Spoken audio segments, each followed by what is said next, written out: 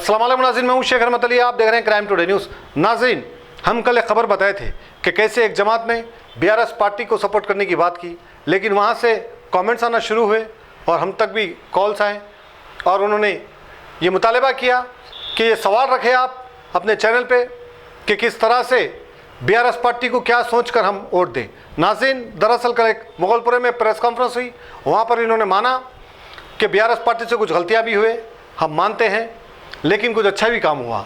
लेकिन क्या गलतियाँ हुए, क्या छोटे गलतियाँ हुए, हम आज वो बताना चाह रहे हैं।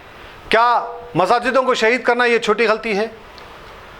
क्या उमर फारूक रज़ी अल्लाह ताला अन्हु के बराबर केसीआर को खड़ा करना ये छोटी गलती है? क्या ट्रिपल तलाक बिल या मुसलमानों के अगेंस्ट जितने भी bill Bharatiya Janata party parliament में रखती है और उसमें उसको सपोर्ट करना, क्या ये छोटी गलती है?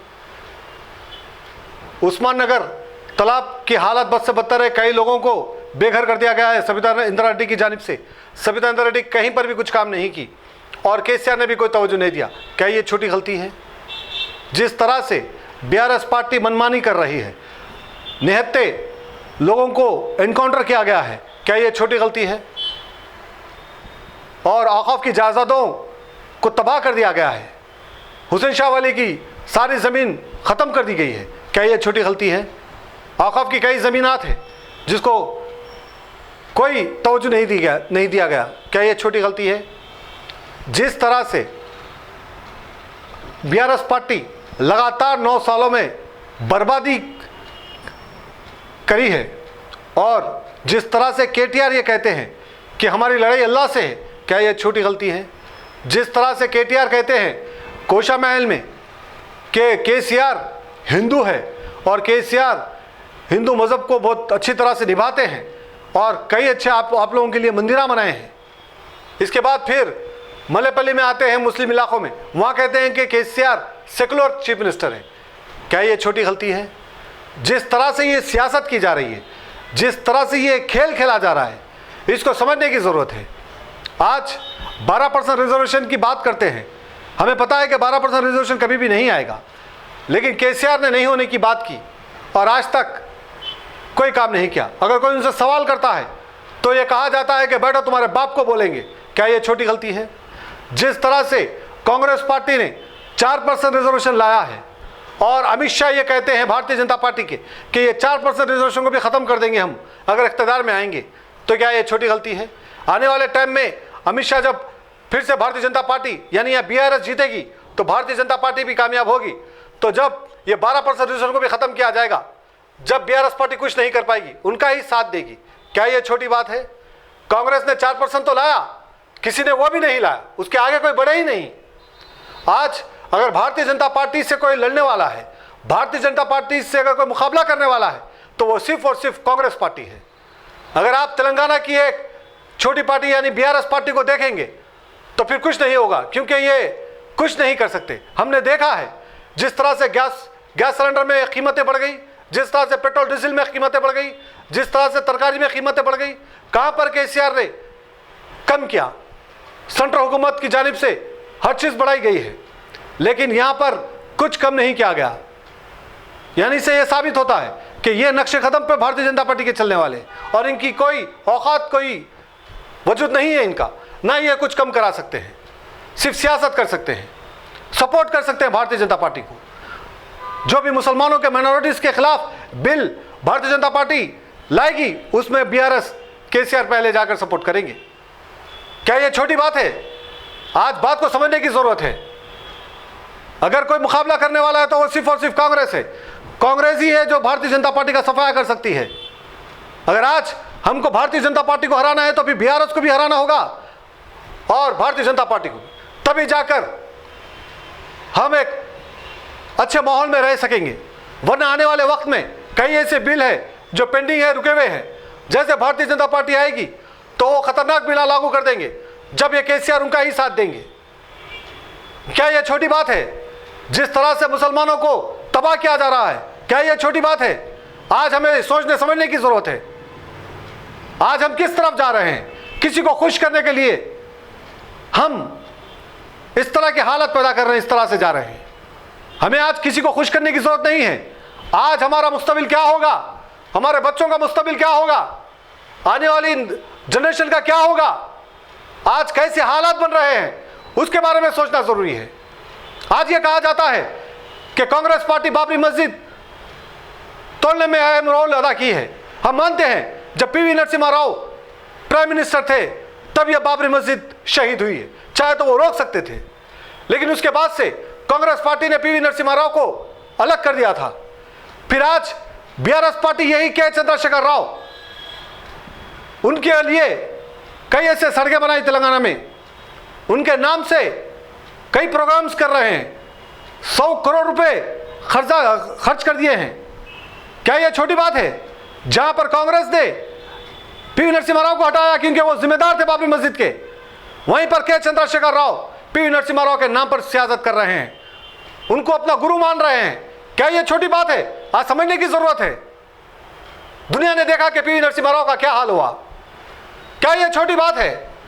आज हमें समझने की जरूरत है। जिस तरह से कांग्रेस पार्टी पर इल्जाम लगाया जाता है कि बाबरी मस्जिद, केसीआर ने कई ऐसे मस्जिदों को गिराया गया। मस्जिद होती है, चाहे वो बाबरी मस्जिद हो या भी कोई मस्जिद, जहां पर नमाज अदा की जाती है वो मस्जिद होती है। लेकिन हम बाबरी मस्जिद का हर साल 6 दिसंबर को गम बनाते हैं। वहीं पर केसीआर ने यहां पर कई मस्जिदों को शहीद किया। कभी हमने एहतजाज किया, कभी हमने सवाल किया, कभी ये उलेमाए दीन सामने आए। क्या ये छोटी बात है? आज हमें समझने की जरूरत है किस तरफ हम जा रहे हैं, किसको खुश करने के लिए जा रहे हैं। बड़ी अफसोस की बात है, आज बीआरएस पार्टी को जिताने की बात कर रहे हैं जिन पर यह इल्जाम है कि कई मस्जिदों को गिराए। सविता इंद्रा रेड्डी अपनी मुफाद के लिए बीआरएस पार्टी में आई कांग्रेस को छोड़कर। क्या गारंटी है कल इख्तियार कांग्रेस का होगा, फिर से सविता इंद्रा रेड्डी कांग्रेस में नहीं जाएगी? ये अपने मुफाद के लिए काम करने वाले लोग हैं, अपने फायदे के बारे में सोचने वाले लोग हैं। अवाम कौम के लिए कोई नहीं सोचता। जरूरी है कि आज बदलाव लाने की, अगर आज बदलाव नहीं लाएंगे तो यकीन जानिए आने वाला वक्त और भयानक होगा। कर्नाटका में भारतीय जनता पार्टी की हुकूमत थी, वहां पर अज़ान पर पाबंदी हो गई थी, वहां पर हलाल पे पाबंदी हो गई थी, वहां पर मुसलमानों के कारोबार पर पाबंदी हो गई थी, वहां पर हिजाब पर पाबंदी हो गई थी। कई ऐसे मसले दुनिया ने देखा। वहां पर कांग्रेस पार्टी ने इख्तियार में आई, वहां की अवाम भारतीय जनता पार्टी को शिकस्त दी और कांग्रेस को इख्तियार में लाया। आप पुरअमन तरीके से, अमन तरीके से खुशहाल जिंदगी जी रहे हैं सब, हिंदू मुस्लिम सिख ईसाई। ये नफरत की सियासत खत्म करने की जरूरत है। अगर आज हम नहीं समझेंगे तो आने वाला वक्त खतरनाक होगा। आज यही केटीआर हमको डराते हैं कि आने वाली जनरेशन ये पूछेगी अगर केसीआर को यहां से हराएंगे, कोई दूसरी पार्टी को लाएंगे तो क्या कभी अज़ां होती थी? इस तरह से हमको डराया जा रहा है। हमें डरने घबराने की जरूरत नहीं है। जिस तरह से ये सियासत की जा रही है, कभी हमारे को मुसलमानों को कहा जाता है कि परिंदे, कभी कहा जाता है कि मुसलमान को तुम्हारे बाप को कहेंगे, इस तरह की बातें की जाती है। कौन है इसके जिम्मेदार? हम खुद हैं। हम नहीं चाह रहे हैं कि बदलाव आए। हम नहीं चाह रहे कि कोई ऐसी हुकूमत आए जो सेकुलर हुकूमत हो। हम ऐसे लोगों की गुलामी करना पसंद करते हैं, ऐसे लोगों की बातें सुनना पसंद करते हैं, ऐसे लोगों के हाथों तबाह होना पसंद करते हैं। लेकिन अफसोस की बात यह है कि जिस तरह से आज इस तरह के उलेमाए दीन खामोशी इख्तियार कर रहे हैं और कुछ तंजीमें इस तरह की बात करते हैं, तो आज अफसोस हो रहा है कि इस तरह की बातें भी हो रही है। वो बीआरएस को जिताने की कोशिश कर रहे हैं जिस पर कई ऐसे बेखुसूर लोगों को मारने की इल्जामात हैं। जरूरी है कि इस बात को समझने की कि हम किस तरफ जा रहे हैं। आखिरकार अवाम का हक है, अवाम किसको वोट देगी, लेकिन सोचिए समझिए और उसके बाद फैसला करिए, क्योंकि अब कल का एक ही दिन बाकी है। इसके बाद से सारी कैंवसिंगां ये जल्द से खत्म हो जाएंगे। 30 तारीख को वोटिंग का दिन होगा। उस दिन अपना सही फैसला करिए और सही फैसला करके अपने जिसको आप चाहते हैं उसको वोट डालें, ताकि आपके दरमियान रहने वाला आदमी हो, आपके मसलों को समझने वाला आदमी हो, महंगाई को कम करने वाला आदमी हो। तो आपके सामने सारी बातें हैं, कौन महंगाई को कम कर सकता है, कौन मसलों को हल कर सकता है, ये तमाम चीज़ों को समझने की ज़रूरत है।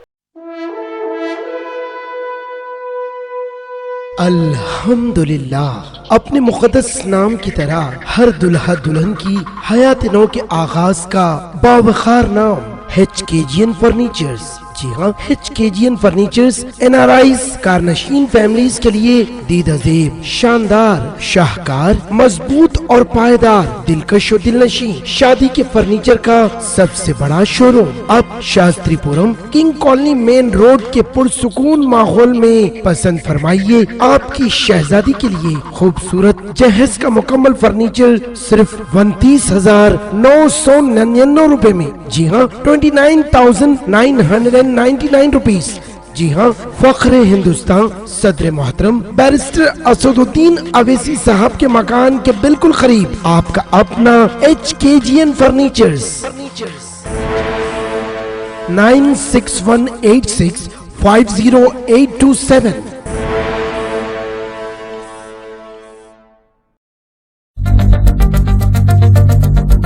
रॉयल पैलेस एकदम आपके करीब, घर की हर छोटी बड़ी तकरीब के लिए मुनासिब शादी खाना।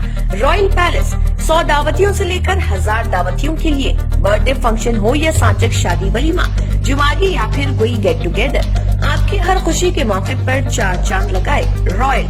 जी हाँ, रॉयल अंदाज में अपने दावतियों का इस्तकबाल कीजिए पुर इखलाक सर्विस, नए फर्नीचर से आरास्ता, नए क्रॉकरी के साथ। इसके अलावा रॉयल में वसी पार्किंग दस्तियाब, 2 लिफ्ट यानी मर्दाना और जनाना के लिए अलहदा लिफ्ट और पकवान के लिए किचन की सहूलत। एक बार तशरीफ लाएं रॉयल पैलेस बैंक्वेट हॉल, काला पत्थर opposite gold gym, beside Fatima hospital, Hyderabad. मजीद तफसीलात के लिए रॉयल फंक्शन हॉल के इस नंबर पर कॉन्टैक्ट कीजिए 7569979478। Royal palace.